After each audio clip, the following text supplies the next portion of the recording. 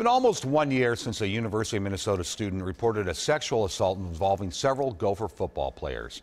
Today, a new report shows the university handled that situation properly. Two outside attorneys wrote the report and presented it to a special oversight committee this morning. The attorneys determined the university complied with federal laws and its own school standards as well. But as Kate Raddatz explains, the report puts part of the blame on a lack of leadership. The University of Minnesota defended its decision to suspend 10 of its football players wrapped up in a sexual assault scandal last December, citing Title IX guidelines that require schools to investigate reports of sexual misconduct. A new report released by independent Minneapolis attorneys agrees with the university. The university did not have a choice. Once after the Hennepin County attorney announced his declination charges, you were required to proceed with your processes. The report did make note of weak leadership when referring to an incident where players planned to boycott the Holiday Bowl. Then head football coach Tracy Claeys was fired in January after he publicly declared his support for the players.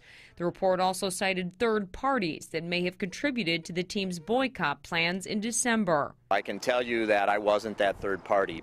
Attorney Ryan Pasiga represented one of the accused players, and he was also one of 26 witnesses interviewed in the report. He feels the university could have handled the situation better. We're not asking that accused students be treated specially.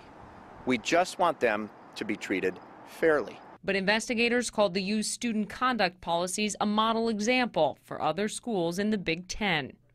I think we've got to be better. I think we've always got to be better. We have to speak with one voice. I think that's important.